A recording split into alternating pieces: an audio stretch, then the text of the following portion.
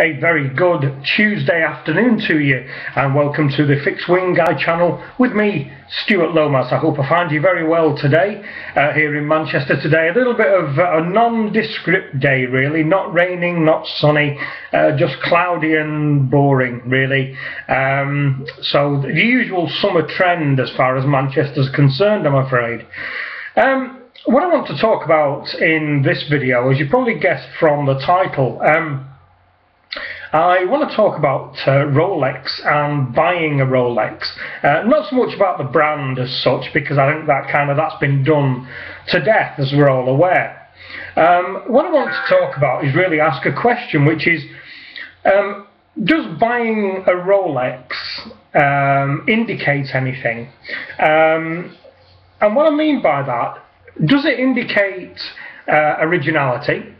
Or does it indicate good taste?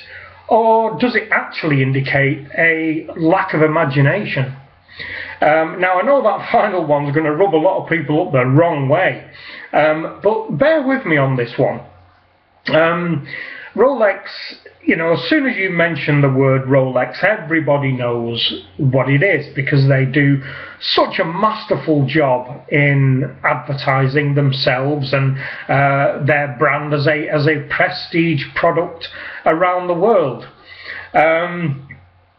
Even though the Rolex brand is seen more these days as a sponsorship kind of thing, you do have to seek out, you have to put effort in to find their adverts, for instance, for actual watches. You know, you'll see Rolex at Wimbledon, for instance, Rolex at sailing events, and so on and so forth. So, kind of where I'm coming from this, obviously, you know, as you all know, I own a Rolex, and there is a possibility, quite a strong possibility, that I will buy another Rolex at some point in the near future. So where am I coming from then? Well, what I'm trying to do is come from this from a kind of dispassionate standpoint, where I'm not going to be a Rolex owner talking about Rolex. I'm not going to be a Rolex snob, because I'm certainly not that, saying that they are the best brand on the planet. I'm certainly not going to go down that route. I'm not even going to say that everybody should own a Rolex, because there are people out there, believe it or not, who don't like Rolex and will not buy one. So let's take the first bit first, which we all are very aware of. If you are a certain kind of person and you have a lump of cash that you've either inherited, saved, or worked very hard for over a number of years, one of the first things that will come into your head, apart from the purchasing of a prestige vehicle, is to buy a prestige watch. And obviously the first brand that comes into most people's heads at that point will be Rolex. So you'll go out there and you'll buy yourself probably a sub, I would have thought, possibly something else, but most people excuse me, will buy a sub with a date, I would have thought. That there, because that is the most common, the most well-known, probably the most famous watch that is on the planet. So move along from there. You have your money, you go out, you buy a watch as an indicator of your standing in society. The next thing really that I've been thinking about for a while, which is, what does that say about you as a person? Does it say that you are a person of good taste? Well, as an owner of a Rolex and a potential buyer of a Rolex, does it show me as a person of good taste? No, absolutely not. And does it show anybody else as a person of good taste? No, absolutely not. All it indicates is, for one side of the market, is that you have the money to do it. Another branch will be that they feel that, because like the Rolex boys out there who will wear nothing else but Rolex, because they do genuinely believe that they are the best thing since sliced bread. They will buy them because they are Rolex. It's just the name. The others out there will buy them because they think they should. because it's such a widely known brand, because it's massively advertised, and because it is labelled to be the watch on the wrist of those who are well-heeled and well-to-do, people naturally assume that it is the route to take. So that being said, does that indicate a lack of imagination and a lack of originality? Well, let's take the second bit first, the lack of originality. When the sub came out, there was nothing else like it. That is why it is so often copied, because it is a seminal design. It is one of the things that has been a, if you like, Concord moment of the watch world. So many other people, like we were talking about yesterday with my Invicta, why do they look like they do? They look like they do because it's a well-celebrated brand, and it's generally partially universally liked brand and design. So that is why people buy them. That being the case, does it show a lack of original thought? To a certain extent, yes, absolutely. People will automatically think, well, I've now made it in the world and I should therefore own a Rolex. Why? Why should you own a Rolex? Should it be enough for you that you go down the well-trodden path of many, many other well-heeled and well-funded people? Absolutely not. There are many, many other brands out there that you could dip your toe into the pool of and probably get as much, if not more, enjoyment out of.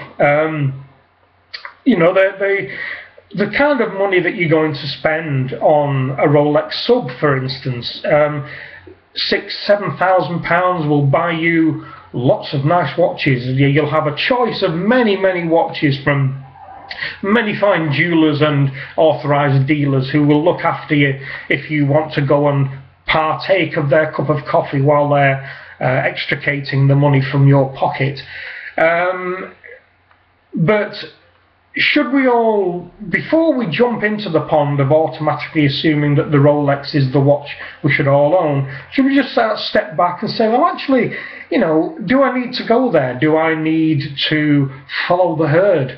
And I think we should. I think that a Rolex necessarily isn't the first watch that you should buy if you're well off.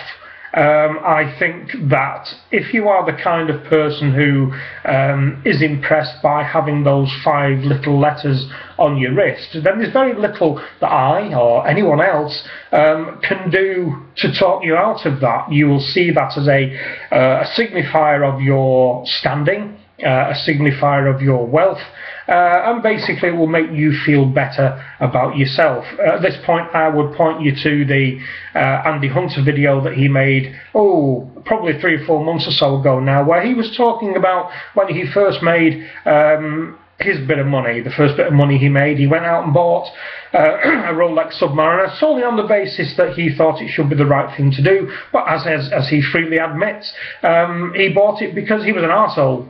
And you can speak to Andy about that and he will confirm that now for you. I'm not saying that all Rolex wearers, buyers are arseholes. I sincerely hope I'm not, although there will be people out there who do think I am. So lack of imagination. Maybe that's a too strong a word. Maybe what it is about is lack of education. That there are other as good brands out there that have been around nearly as long as Rolex, or certainly have as good engineering as Rolex, are as good looking as Rolex, and are as prestigious as Rolex. And the only reason quite a lot of them are not as much in the forefront as Rolex is that they are not seen in the marketplace as being as widely known, as widely publicised, and as widely thought of as a Rolex would be. A prime example would be the video that I did about Bob from Brisbane's niece, who is 10 years old, a female, and she knew the name Rolex, which gives you a fair idea of how implanted in society those 5 little letters are.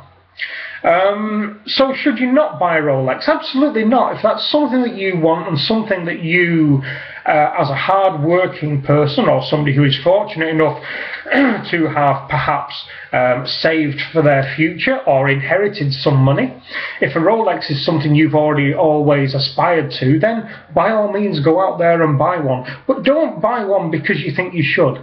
Don't buy one because other people think you should. Don't buy one because people who have an axe to grind towards their favoritism of Rolex tell you that's what you should.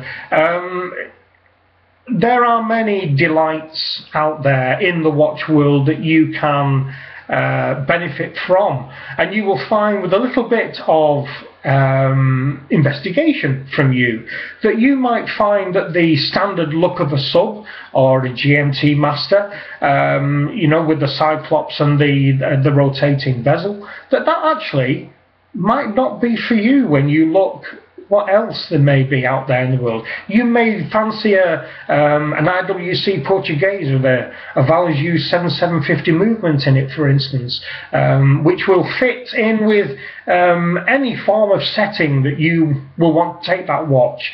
It will look great as a sports watch. It will look great as a dress watch. You know, there are many other things out there. If you want something more substantial and manly, go out and buy yourself a Panerai Luminor, for instance. You know, a big chunky piece of a watch.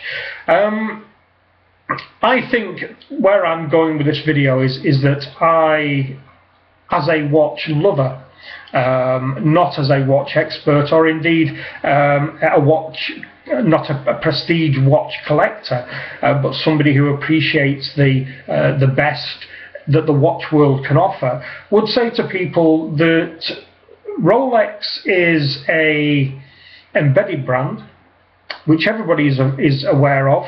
People generally will automatically gravitate towards the better known brands. It does sometimes indicate, from my point of view, a purchase which is being made because of perhaps peer pressure, pressure coming from videos on YouTube, certainly pressure coming from the establishment where watches are concerned, and certainly, of course, from their advertising and their ADs.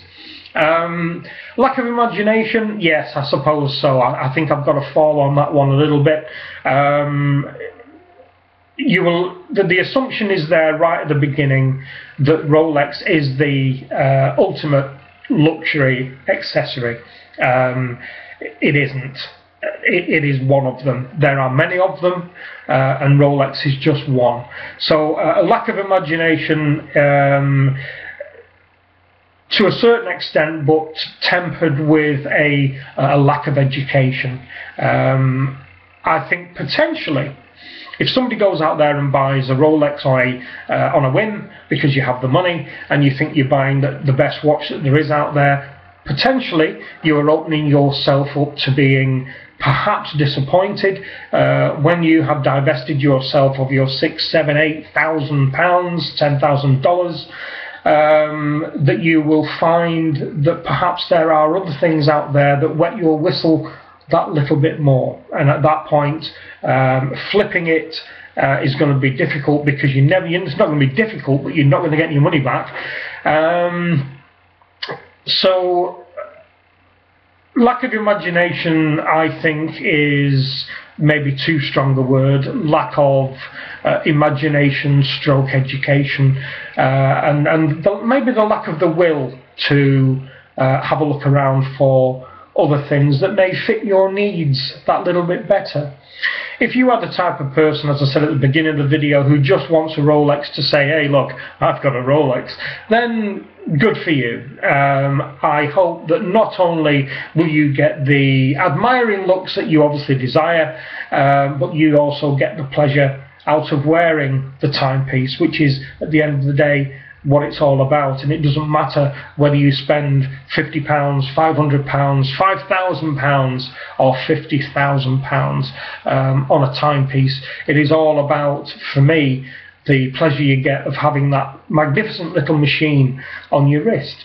So I guess that's it. Is buying a Rolex a sign of individuality? No. Is it a sign of following the herd? Sometimes, absolutely. And is it a lack of imagination? Yes, I think so, but as I've already said, tempered with a little bit of lack of education, and you never know what delights you might discover if you just hold back from wandering into a Rolex AD with your wad of £50 notes and just take your time and look to see what there is out there. Because there are many, many things as good as Rolex that, in my opinion, can look nicer than a Rolex in certain situations. And, you know, find out where you want to be, where your watches are concerned. So I guess that's it, really. I kind of guess that this is going to push along a number of comments, I would think. Perhaps some angry ones from the Rolex boys out there who are dyed-in-the-wool Rolex boys. And I think that's fine. If Rolex floats your boat and you have a collection of every model that Rolex does, and that is pleasing your need for anything and everything that you want on your wrist, brilliant, absolutely lovely. But I personally feel that there are many, many brands out there that can give you the same, if not more, satisfaction, and a variance of those brands, maybe having a few different brands in your collection will just give you that little bit more flexibility. So that's it for this one. Rolex, originality, lack of education, lack of imagination. Let me know what you think. I hope it's quite an interesting one for you, this, and I shall speak to you soon. I think the thing to do here is try and pull back from your passions and try to look at it from an impartial standpoint, if you can. I appreciate a lot of you won't be able to, but I will look forward to reading your comments and replying to all of you. So as always, comments, queries, questions, suggestions for this kind of nonsense, down below. Anybody this is your first time, it's not all about watches. My approach is a little bit different about watches than a lot of the other channels. If you're finding this entertaining, have a look at my old stuff. I'm sure you'll find other stuff there that will be also entertaining, but you'll find stuff, what the hell this guy's talking about. If you want to subscribe, I will look forward to seeing your name in the list, and as soon as I do, I will drop you a little welcome message. So for now, that's it. I'll speak to you soon. Bye bye.